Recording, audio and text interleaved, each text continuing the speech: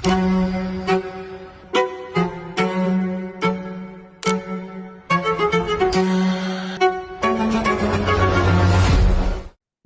araw po sa lahat. Thank you for joining us sa ating week 1 ng Learn and Earn program. Maraming salamat din po sa lahat ng mga sumali sa ating live webinar. At for those who missed the event, please visit the Education Hub to get you up to speed. Welcome sa ating Blockchain, Crypto, and Web3 Literacy Program, an Evolve Her initiative for the Filipino community. Konting inspirasyon muna on why you need to finish the program. We have completion rewards for those who successfully complete the program. You'll be receiving a certificate, a digital certificate in the form of an NFT, a non-fungible token. You learn more about these terminologies as we go along with the program. Plus, you will also receive 10 Pol or Polygon Matic. And to qualify for these rewards, you need to complete all the quizzes. There will be 3 altogether, one for week 1, isa din sa week 2 at week 3. Okay? You must achieve 70% passing score, so 7 out of 10, because there will only be 10 questions in each of the quiz. And lastly, you need to create a MetaMask wallet, because that's where we will be sending your NFT to, your digital certificate. Okay, so in addition, you can also show us some love, like, comment, and follow our socials, and interact with us in the Education Hub to unlock more rewards. Disclaimer lang po, since this is being recorded, for health reasons, may I suggest that after 30 minutes, you pause this recording, galaw-galaw muna, tumayo o umupo, maglakad-lakad for 5 minutes, then come back at ipagpatuloy ang ating presentation. Salamat po. At also, paalala, this is for learning purposes only. This is not a financial, legal, or investment advice. And always do your own research. And as I've already said, this is being recorded and shared as well. Week 1, we are talking about an introduction to the blockchain. So, aralin natin ang blockchain technology without the nosebleed factor. Ika nga. Topics include blockchain concepts, the importance of blockchain, smart contracts, benefits and limitations, blockchain use cases in the Philippines, pathways to learning and earning. That's our last section. Simulan natin sa isang tanong. Bakit ginawa ang blockchain? Bakit nga ba? Ginawa ang blockchain upang magkaroon ng digital records na hindi kontrolado ng iisang organization lamang. So, ano ang problema kung hawak lang ito ng isang organization?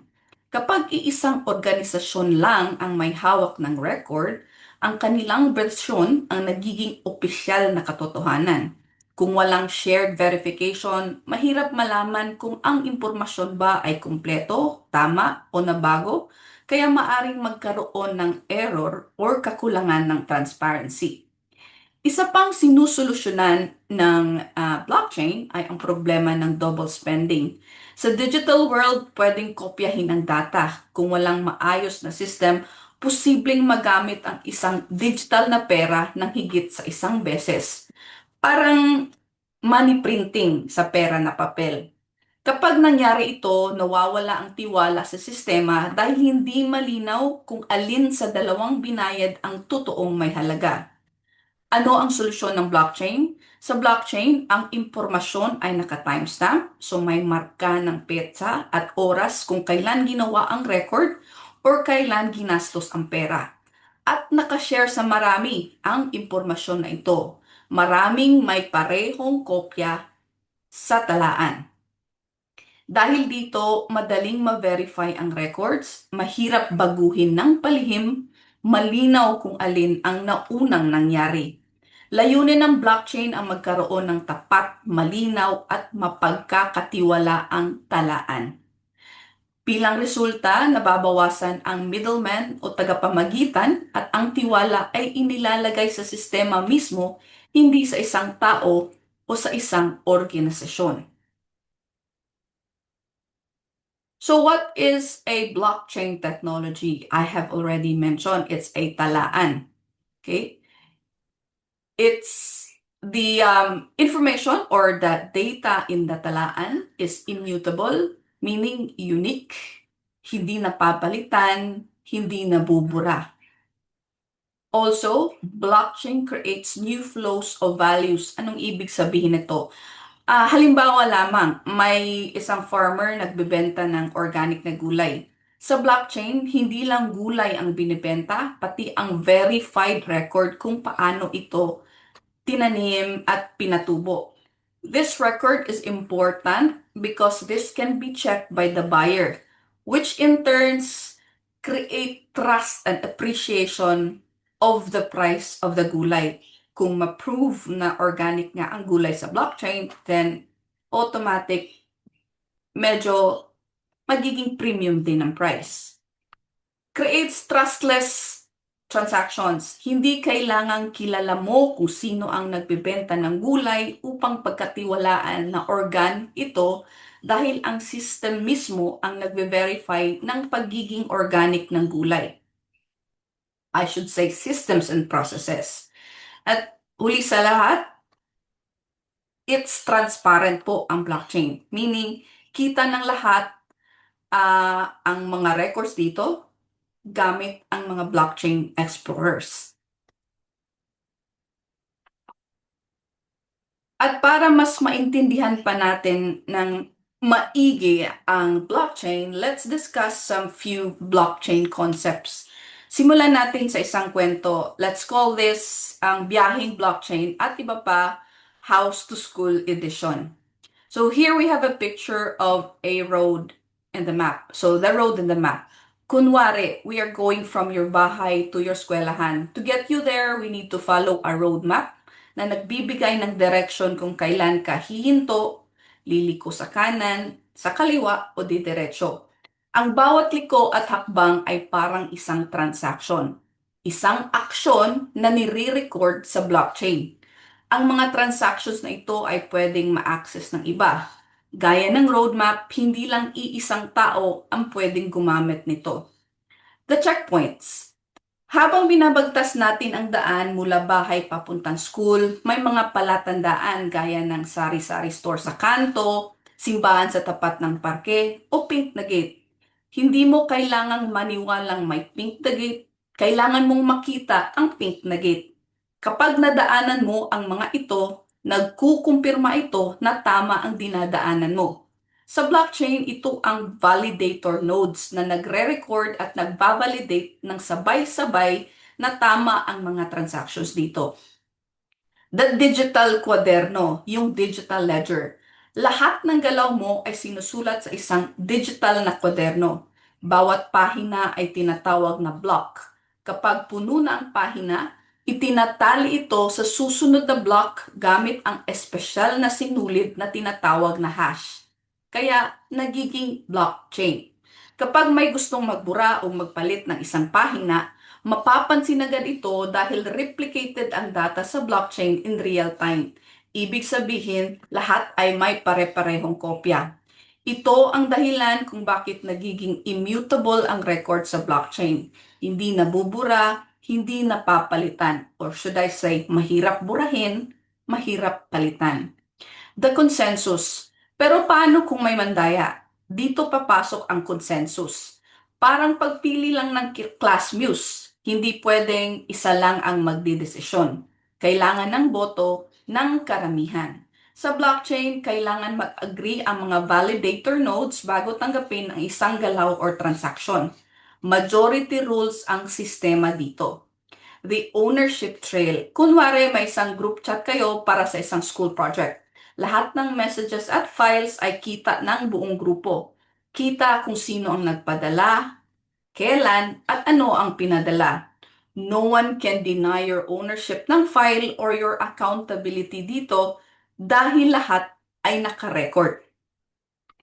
Ganyan gumagana ang blockchain. It's a shared record, verified by consensus, kaya halos imposibleng dayain or baguhin. Nabanggit ko po ang consensus. Ano nga ba ang consensus?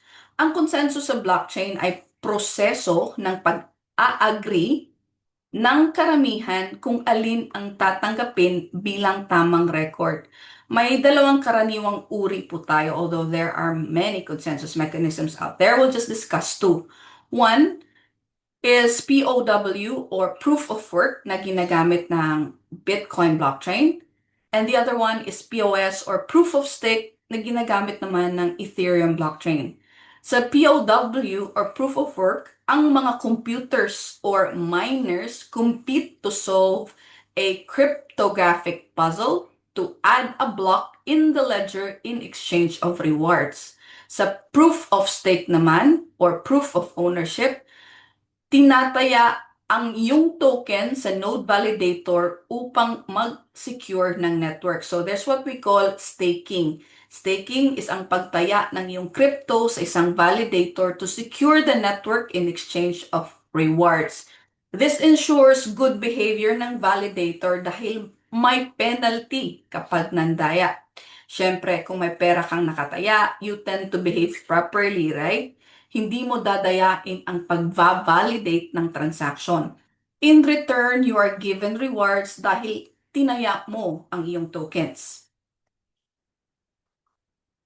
Cryptography. Now let's add some layer to the story, the layer that makes the blockchain a safe space.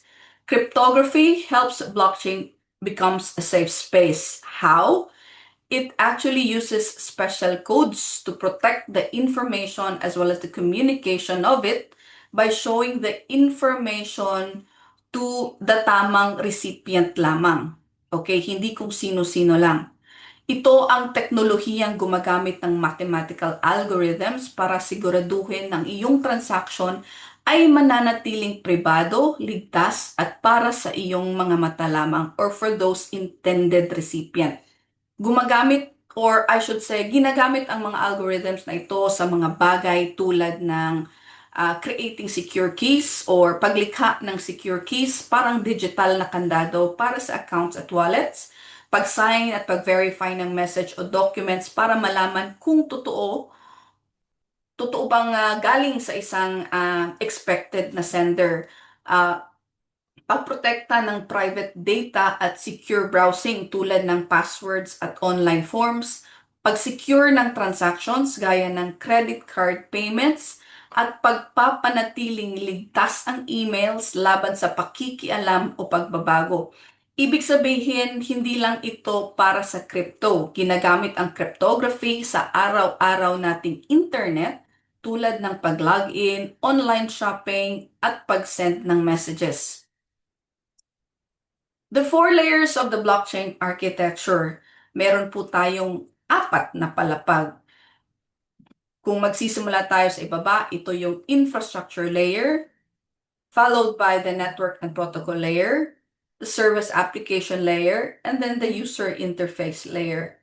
To explain this further, let's use an example of a blockchain that uses the national ID system. Sa bawat layer, sinasagot natin ang mga tanong na nakikita nyo ngayon sa inyong screen.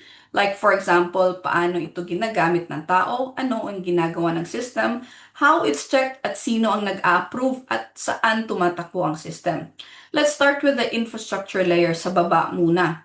Ito ang digital backbone kung saan ligtas at permanenteng nakaimbak ang lahat ng national ID records. So this is for example, your hardware, your internet, etc., etc.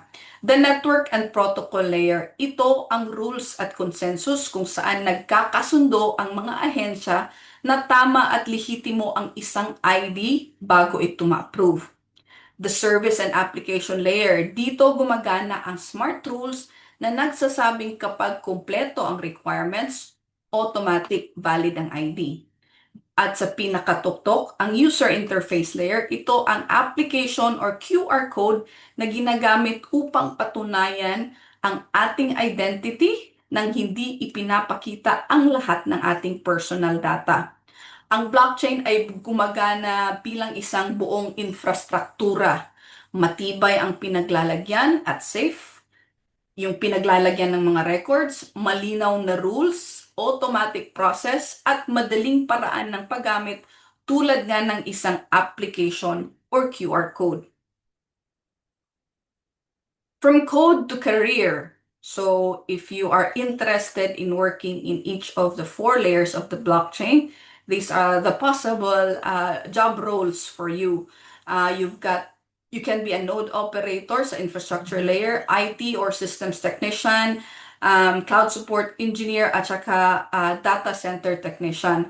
Qualifications dito, basic IT, information technology, at computer system knowledge, networking fundamentals, at Linux basics. Linux basics, you can learn this online as well. Kailangan lang meron kang machine na Linux-based, or you can also use a virtual machine to master this operating system. So as I've mentioned, Linux is an operating system like Windows. It was created by this mama called Linus Torvalds. Linux is the foundation of Android and is widely used in servers, smart devices, and even smart cars. So, prevalent po yung Linux operating system. Kailangan ba ng diploma or degree? Hindi sa lahat ng panahon kailangan ng diploma or degree to work in the infrastructure layer. Minsan, TESDA ICT courses, short courses, or self-study enough na. Depende po sa nag-hire. Then the next layer, the network and protocol layer, you can be a blockchain validator operator, protocol tester, junior cybersecurity analyst, sorry, at saka network support engineer, for example. Qualification dito, understanding of how the networks work, basic cryptography concepts, familiarity with the consensus mechanism that we've discussed, the proof of work, proof of stake, etc. At saka security mindset. Is diploma or degree required? Not always. Again, many start with online certification at saka community contributions. Next, we have the service and application layer where you can become a smart contract developer, blockchain application developer, Web3 QA tester, or product operations coordinator. Kailangan dito, you need to know about programming basics, JavaScript, Solidity, etc. Understanding of business processes, as well as the ability to test and document the system. Kailangan ba ng degree o diploma?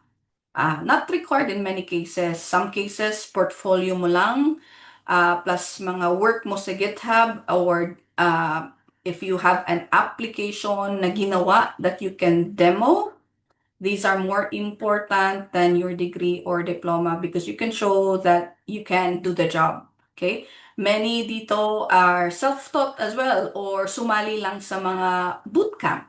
Speaking of bootcamp, ang ating education hub ay maraming bootcamps na pwede nyong i-explore if you are interested to know more about blockchain, crypto, and Web3. So a deeper dive into those topics.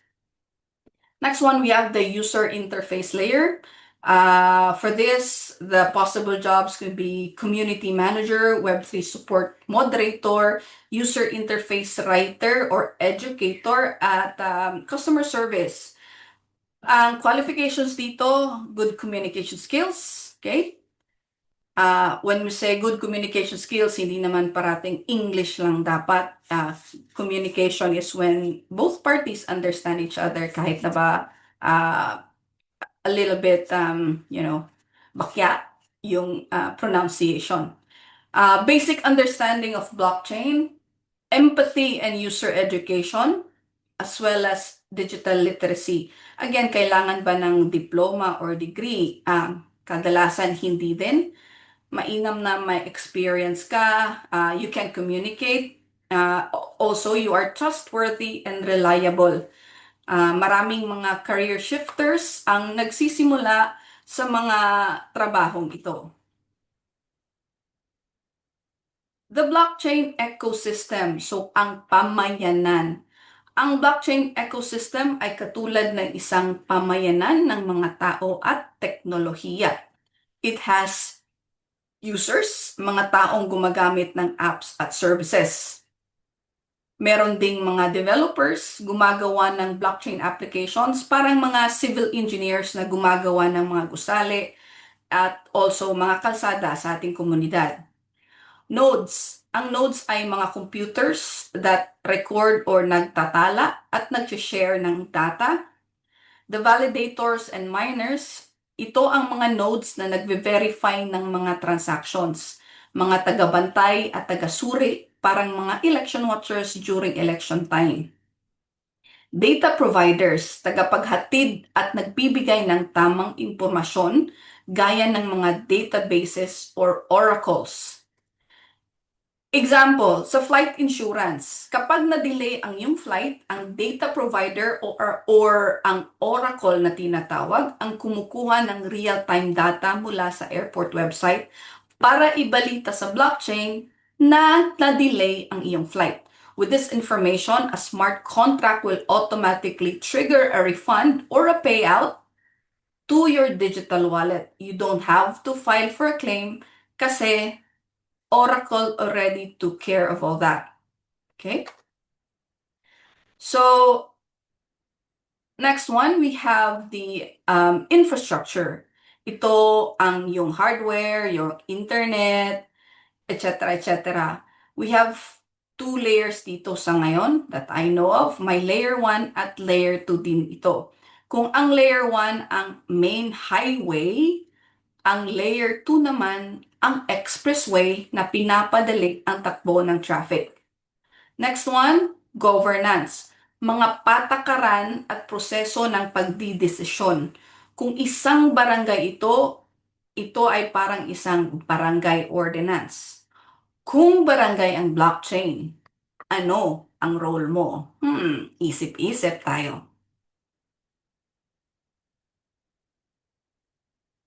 Ang blockchain, safe nga ba if kita ng lahat? The information in there, para kanino ba? Para ba sa lahat? Or para sa iilan lang? Now, blockchain can also be public or private. Public na like in public schools, bukas sa lahat, or private which is exclusive para sa iilan lang. Okay? May uri din ng blockchain wherein it's permission or permissionless or anonymous. Okay?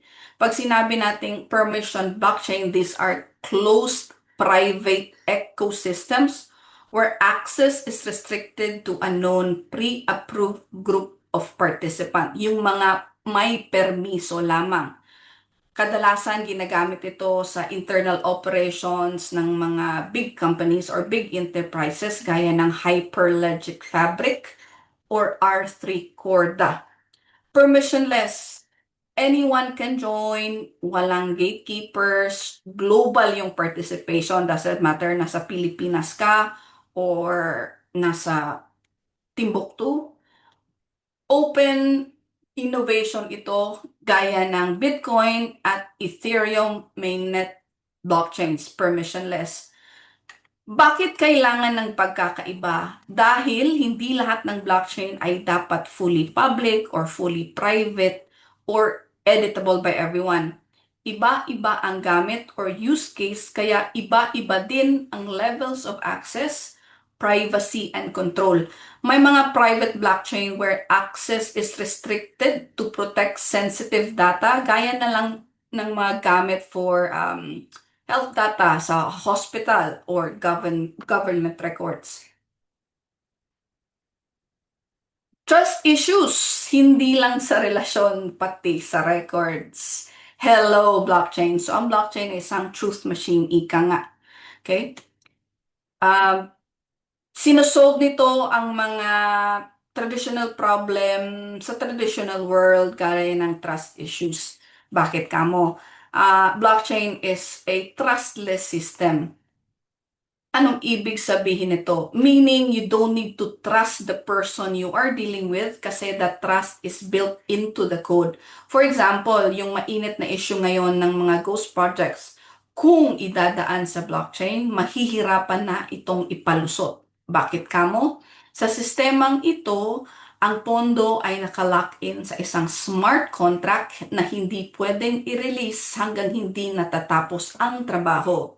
Ang oracles or yung mga data provider gaya ng mga satellites or site sensors ang magsisilbing mata na magpapatunay sa blockchain na may kalsada nga na ipinapatayo ayon sa project documents. Kapag na-verify ito, doon pa lang marirelease ang bayad sa contractor. Consensus, the 51% rule. Majority wins. Say for example, may isang politician na nag-submit ng peking dokumento sa blockchain stating that the project is now completed kahit hindi pa naman nasimulan. Sounds familiar, guys, right? Bago pa ito maging accepted truth sa blockchain, kailangan muna itong i-verify ng lahat ng mga node validators. Kung 51% or higit ng mga validators ay nakitang walang kalsada sa satellite data, ibabasura nila ang transaction at magiging invalid ito. Peer-to-peer, from me to you. This is the no middleman era where value moves directly from me to you. No padrino required. Dahil nga ang mga transaction ay may kaakibat na smart contract na hindi nagagana yung mga galawang under the table. So walang third party or middleman na kailangang bayaran or suhulan. That's made possible by smart contracts, guys. Smart contracts, good timing. So, ang smart contract ay digital na kasunduan. Sa traditional system natin, manual ang verification. So, someone has to check the papers. Minsan, with that, meron tayong mga trust issues. Sana hindi itakbo yung pera natin at saka minsan delayed ang payout. Sellers wait for weeks for their money to be paid into their wallets or to their bank account, for example. So that's with the traditional system. With the blockchain, using smart contracts or digital na kasunduan, self-executing na ang mga programs dito. So, automatic execution, at saka mas mabilis na ang mga transaksyon. To give you a bit of context, let me tell you a story. Let's call this the no dayaan na digital voting. Sa traditional voting, kailangan mong magtiwala na tama ang bilang, isang boto lang bawat tao, walang dagdag o bawas, walang nag-edit ng resulta. Sa Web3 or sa blockchain, hindi tao ang nagpapatupad ng rules, kundi ang code yung nagpapatupad. Yan ang gamit ng smart contract. It's a self-executing program. Parang digital na patakaran sa botohan na kusang gumagana. May malinaw na rules, isang boto lang bawat wallet, bilangin lang ang boto na pasok sa oras, ilak ang resulta kapag tapos ng botohan. Hindi na kailangan ng election officer, manual tally, or manual verification. Automatic nitong ipapatupad or patutupad ang mga rules na nakasulat sa code. May flow of execution din sa smart contract. If this condition is met, then this will happen. Okay? Gumagana ito sa simpleng logic. If ang botante ay illegible at hindi pa bumoboto, then tatanggapin ang boto at isasama sa bilang. Else, tatanggihan ang boto. Another if-then clause, if tapos na ang oras ng botohan, then ilalabas ang final resort at ilalak ito. Else, tuloy ang pagtanggap ng boto. Rules ang masusunod dito, hindi opinion o desisyon ng tao. Oracles, gamit din sa smart contract. Ito ang tinatawag na digital witness. Hindi alam ng blockchain kung sino ang totoong tao sa totoong mundo. Kaya kailangan nito ng data provider gaya ng Oracle na tagapagbigay ng tamang impormasyon mula sa labas ng blockchain. Halimbawa, ang National ID Database ang ating Oracle. Ito ang nagsasabi sa smart contract na verified citizen ito, hindi pa siya bumuboto. Kapag na-verify, sakalang papayagang bumoto ang isang tao, walang manual approval, walang scripted delay. Okay? So, ang smart contract ay digital na kasunduan na kusang nagpapatupad ng rules kapag natupad na ang isang kondisyon. A reality check on blockchain. We have already mentioned how security is achieved by cryptography and all that in the blockchain, and that also transparent ito. Okay? In this segment, we will discuss other benefits, advantages, as well as yung disadvantages at limitations ng blockchain. Advantages and benefits. Ang blockchain ay hindi magic, pero may mga bagay itong ginagawa ng mas maayos kaysa sa lumang sistema. Kaya na lamang ng disintermediation or walang middleman or tagapamagitan sa gitna. Automation. Hindi kagaya ng tao ang computers, walang sick leave, hindi nag-recess at hindi napapagod. Kaya tuloy-tuloy lang ang mga transactions. Kapag pasado lahat ng kondisyon na nakasaad sa smart contract, automatic ang galawan dito. Walang follow-up later or walang balikan mo na lang ito bukas. It's now. Done now, basically. Streamlining. Kapag nasa blockchain, may tamang review ng workflow. Dahil dito, naiiwasan ang pagpapaulit-ulit or mga nonsense na mga hakbang. Speedy transaction. Hindi na araw, minsan segundo na lang na nagaganap ang mga transactions. Gaya na lamang ng pagpapadala ng pera. Dati, araw o minsan linggo ang aabutin. Ngayon, seconds to minutes na lang. Cost reduction, mas murang gastos kasi nga wala nang middleman na binabayaran. Walang extra tao na babayaran at walang extra requirements na kailangan mong pagastusan. Halimbawa, pag nagbenta ka ng property, lupa at bahay, sali mo na kotse ng kapitbahay. Biro lang. Dati may ahente, abogado, bangko, land registry at clearing houses. Maraming binabayaran along the way. Sa blockchain, yung rules ng bentahan nakasaad sa smart contract. Kung pasado lahat ng dokumento, automatic settlement at may permanent record din ito. However, hindi ibig sabihin na libre ang transaction sa blockchain, pero ikumpara sa nakasanayan, mas konti na lang ang babayaran dito. Shift of trust. Paglilipat ng tiwala mula sa tao to tiwala sa sistema. This is very important dahil minsan isa itong balakid sa pag-unlad ng isang bansa. Dahil tayo ay tao lamang, hindi maiiwasan na may nandadaya or tempted to do the wrong thing. Okay? Sa blockchain, machine ang nagve-verify, consensus ang nag-a-approve at ang records ay immutable or hindi nabubura or hindi napapalitan. So, the outcomes are more fair as well as more predictable. Ngayon, maging tapat tayo dahil hindi pa natin kabisado si blockchain, marami pa rin ang nagdududa. At tama lang na maging critical thinkers tayo, hindi agad magtiwala, magtanong, right? Kaya silipin naman natin ang mga disadvantages at limitation ng blockchain. Perceived loss of privacy. Others would say loss of privacy, but I call it perceived loss of privacy. I'll explain more. So, wala nang privacy, lahat bukas, di ba? Sabi, open to the public, or should I say, some information is available to some in the public. Remember, we talked about private and public blockchain. So, hindi 100% true ang claim na wala ng privacy sa blockchain.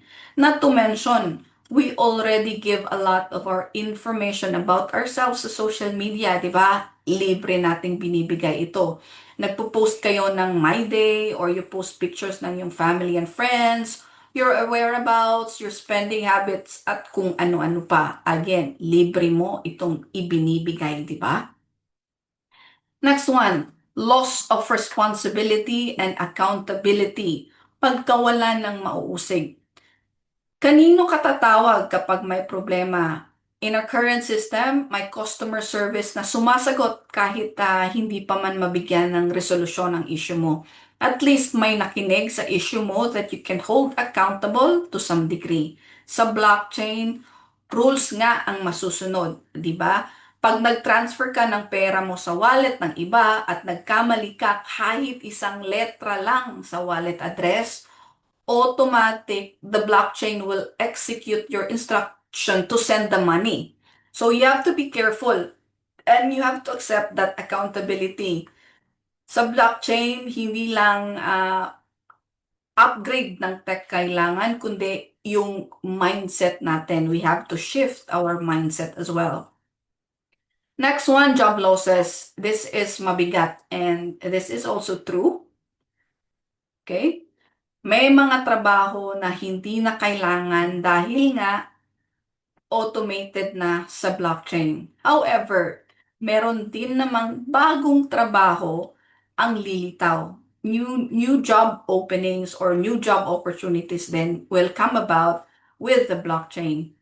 Dati, kalesa at kutsero or jeepney ang hari ng daan. Ngayon, may Grab, angkas, o joyride na pwede nating maasahan, di ba? New technology brings in new opportunities. Instead of focusing on job losses, focus on learning the skills to stay relevant. Scalability. Dahil bago pa ito at dumarami ang gumagamit, bumabagal ang ilang blockchain dahil kailangang magkasundo muna ang buong network bago ma-process ang isang transaksyon. Energy usage.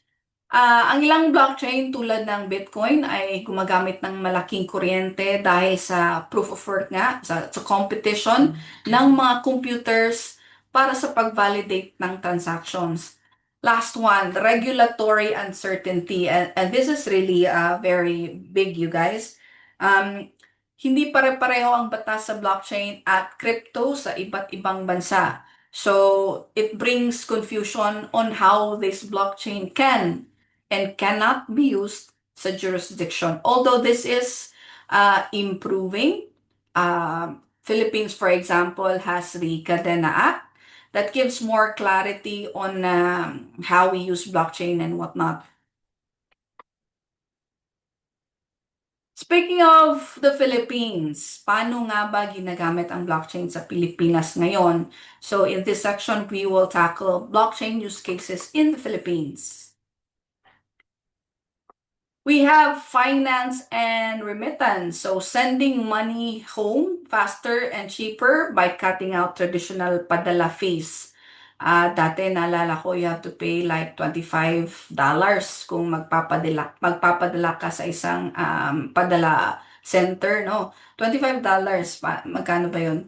So, 25 Australian dollars I'm talking about, guys. So, 25 times 4, so around 1,000, okay? So nowadays, instead of paying hundreds of pesos or 1,000 peso, you can send USDC, USDT directly to the wallet and people can now cash it out sa Maya within minutes. And according sa aking research, zero fees daw if you send from one Maya wallet to another Maya wallet. So you don't have to pay for the transfer fee. Okay.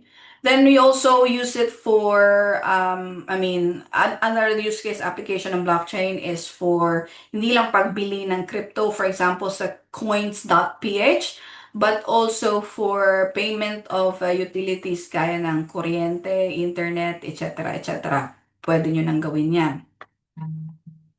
Sa government naman, use cases, DBM. Ang DBM ay may DBM Blockchain Project for Government Budget Transparency. Meron din tayong Integrity Chain na lalabas shortly. I think this is being worked on by a private company, public-private partnership, I think. I could be wrong there, but it's with BYC Ventures. You do your own research, guys. And then for LGU level transparency, meron ding good GovChain. I'm sure you'll hear more about this in the coming months or years because it's already in the works. Okay. Now I've mentioned Cadena Act. Alam niyo po ba ang Cadena Act? Ang Cadena Act or Senate Bill 1506 ay inaprubahan sa huling pagbasa noong December 15, 2025 at inaasahang maging ganap na batas sa pagpasok ng 2026 upang i-regulate ang panggastos ng pondo ng bayan. Ito ay magiging legal na pundasyon na magbibigay daan sa paggamit ng smart contracts sa ating gobyerno. 5 points, very short summary. It covers mandatory digital disclosure. So, lahat ng budget sa government ay kailangan ng ilagay online. Blockchain-powered integrity para ang mga records ay hindi madaling mabago. Public access and verification so that the public can verify the records. Strict accountability, so with the blockchain dahil nga you see all the transactions at whatnot, may mga parusa sa hindi sumusunod. So people are made more accountable, which is very good, a good improvement towards transparency. And lastly, the anti-corruption drive. Again, transparency nga laban sa korupsyon. So that's with the Cadena Act, Senate Bill 1506. Gaya ng nakita natin sa live webinar, I've shown you the DBM website. Okay, in that example, we looked at a SARO. This time around, we are looking at an NCA or Notice of Cash Allocation. So I selected NCA there, and the department is Congress of the Philippines, I think, yeah. Yep.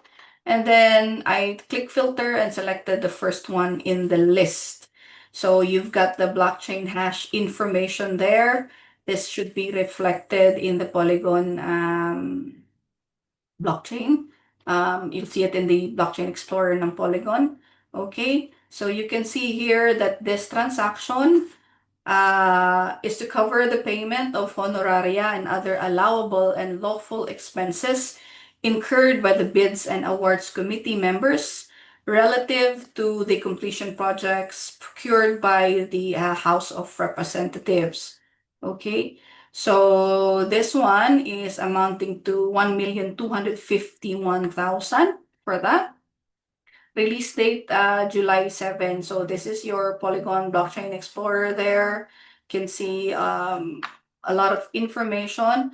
But basically, you also have a private note here wherein to see the private notes, you must be logged in. Okay? Remember, hindi kailangang lahat ipakita sa blockchain, right? Again, there's the private, public, permission, or permissionless. In any case, at least it's a step towards transparency. Yeah, would you guys agree? Another use case application sa Philippines ay gaming sa Web3. Okay? Philippines became the global epicenter for play to earn during the pandemic. Hindi tulad ng traditional games kung saan ang company ang may-ari ng yung skins. Sa Web3 games, ikaw ang may tunay na ownership. Ang skins ay mga damit or design ng isang character o item sa isang game to make it look attractive. Yung YGG o yung Yield Guild Games ay isang decentralized autonomous organization, okay, na nagsisilbing malaking Web3 gaming guild. Nakatuon ito o nakatuon ng YGG sa pag-invest sa NFT at sa pag-connect ng mga blockchain gamers sa iba't ibang games at opportunities. Gumagana rin ang YGG bilang isang scholarship provider para sa mga sikat na blockchain games.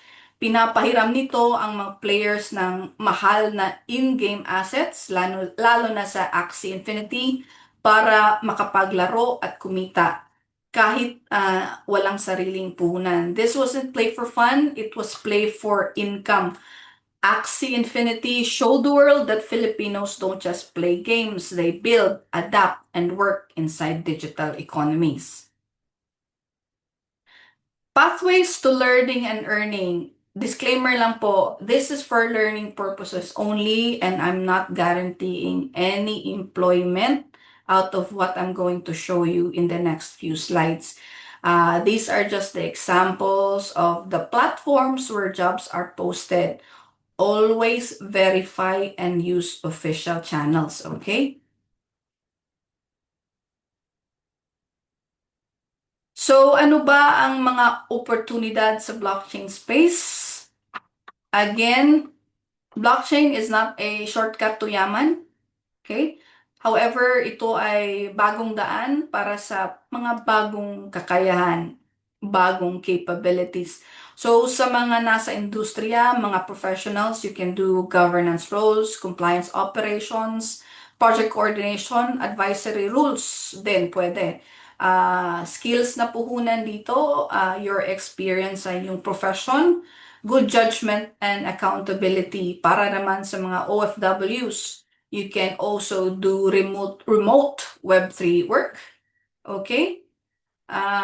With the blockchain space, you can also earn digital credentials, okay? At saka, if you want to earn a little bit on the side, you can do side hustles or side learn and earn, for example, habang nasa abroad. Skills na puhunan dito, you need to have discipline, of course, global mindset, at saka tamang time management. I know you guys, mga OFW, are already very busy as it is. But there's always the opportunity if you want to explore blockchain, okay?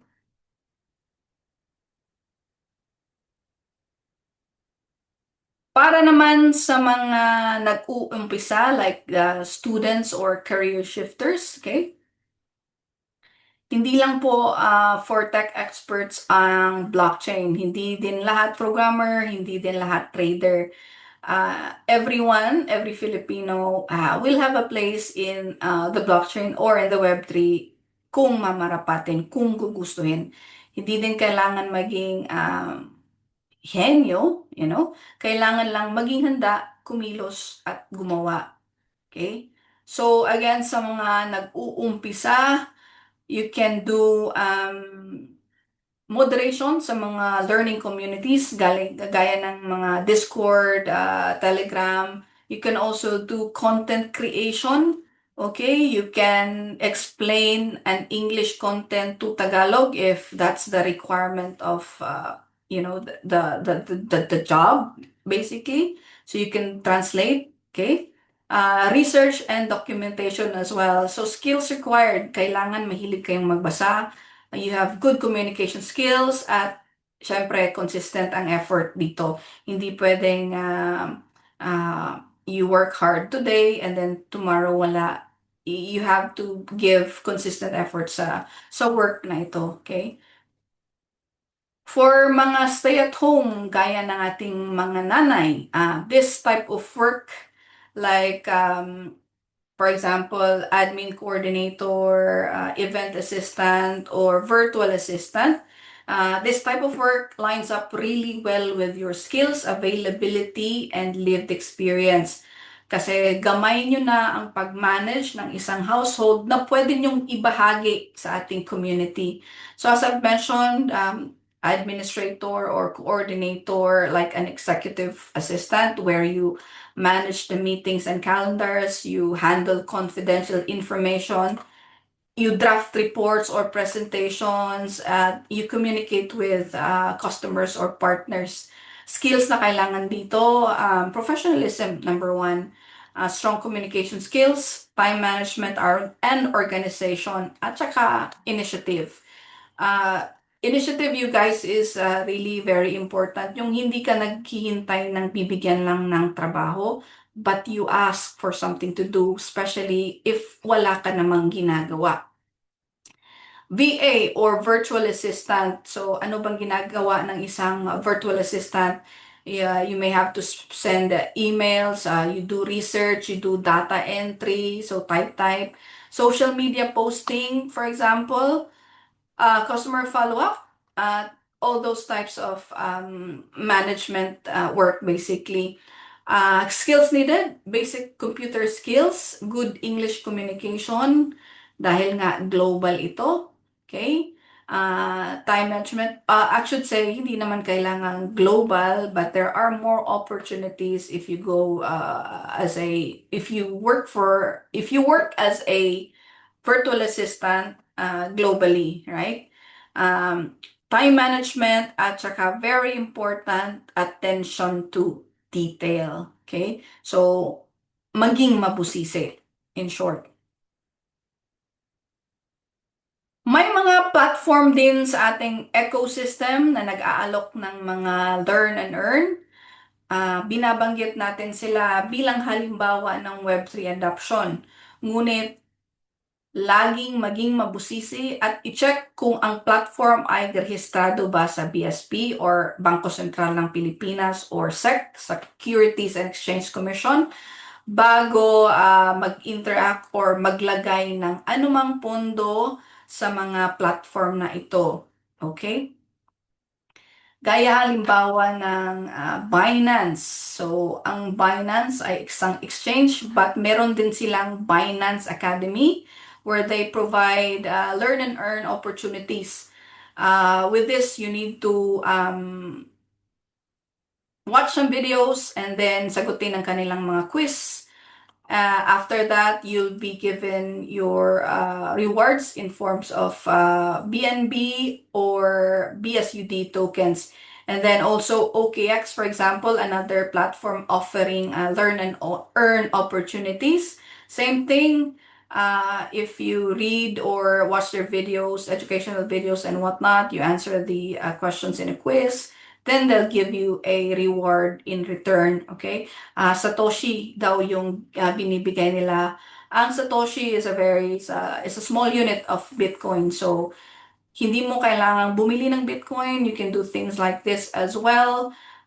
Then you can also have a chance to, earn a little bit of Bitcoin, okay? If you are interested on smart contracts, OKX has a lot of topics or has advanced topics with smart contracts. If you want to know more, at saka mas i-level up pang yung learning regarding smart contracts. More income opportunities. Meron din, I'll just post this one. So DMCG Global, what is DMCG? It's a specialist recruitment agency in digital marketing, creative, and technology sectors. If you want to check that out. Again, disclaimer lang, hindi po kami nag-hire with the sites that I'm showing you. I'm just here to show you what's out there. So always do your own research, your due diligence again. Okay, guys? So this is dmcglobal.com. Okay. Next one, we have the web3.career. Here we're showing some opportunities, or I should say they have opportunities for entry-level jobs. So Web3. Okay. Again, that's web3.career. The next one, we have virtualstaff.ph or virtualstaff.ph also. I'm highlighting here, for example, that for some of the jobs sa ilang mga trabaho, hindi kailangan ng college degree. Okay? Alam ko meron tayong mga students na listening now. I'm not saying na hindi kayo dapat makapagtapos ng pag-aaral with what I'm showing you here. But what I'm saying that it's not the end of the world if you don't graduate. There are other ways if you really want to find employment. That's all I'm saying, okay? Then we have another site here, cryptojobslist.com. Okay, you can check the site out, guys. And then we've got remotestaff.ph. All right, of showing you some remote opportunities. And this one, this is very relatable for the nanays out there, I guess. So, yung site ni Mommy Peach. So, mommypeach.com. She actually has a an article created last January 12, 2026. Here she has this work from home jobs for moms this new year, no experience needed. Ano nga ba itong mga work from home jobs opportunities for moms that Mommy Peach is talking about? Okay, I'll just pause again. So, online chat or email support, data entry, and online microtask, at saka social media moderation and community management at virtual assistant work. So, you can check that out, you guys. mommypitch.com as well. Final thoughts para sa mga beginners. Adapt a safe mindset, mag-aral muna, maging maingat at magtanong. Again, di kailangang bumili agad ng crypto, okay? If you don't have the money, you can always do learn and earn programs gaya ng ginagawa natin ngayon dito sa ating Evolve Her Education Hub. Okay? It's a safer way to, you know, get crypto if you like, or other rewards, or learn more about the system first before you invest in it. Okay, hindi lang learn and earn, kundi learn, do, and earn. Matuto, kumilos, at umunlad. Blockchain brings new opportunities, position, and adapt. Walang age limit sa pag-unlad, especially ngayon that we are connected sa internet. There are opportunities if you just look. KKK, kayang-kaya ko, I should say. Now, quiz time. Don't worry, this quiz is just very easy. If you have listened to the presentation, I'm sure you'll get it 100%. Okay, so quiz time, week 1, introduction to blockchain. You can access the link here. You click this link. Okay, another way is you can actually go to our education hub and you'll find the link to the quiz. And again, you need to complete the quiz, 3 quizzes altogether, and you need to get 70% para pumasa so you can qualify for the rewards ng ating Learn and Earn program. Okay? So, kita-kits next week for week 2 where we discuss crypto basics. Salamat po sa inyong pakikinig. Sunshine and happiness your way, everyone. Bye!